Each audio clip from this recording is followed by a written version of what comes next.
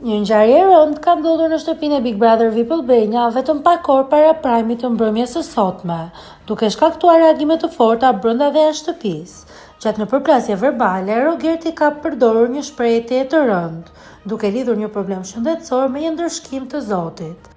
Deklarata e bërë në kontekst ofendues është cilësuar nga publiku si thellësisht njerëzore, pasi prek drejt për drejt çështje të ndjeshme që lidhen me aftësinë e kufizuar dhe dinjitetin njerëzor.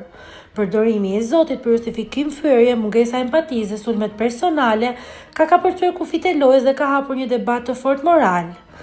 Për shumë shikues, kjo nuk është strategji televizive, por bullizim i pastër i papranueshëm në çdo formë.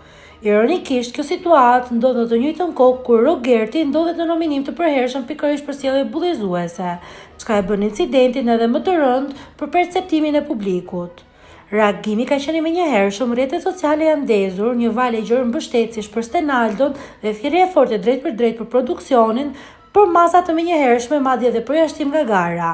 Tashmë vëmendja është e gjitha në prajmin e sotëm, ku pritet të shihet nëse Big Brother do ndërhyj pas asaj ngjarje që ka tronditur publikun dhe ka rikthyer debatin mbi kufijtë e lojës dhe përgjegjësinë televizive. Për t'u informuar për të rejat më të fundit, mos harroni të na ndiqni.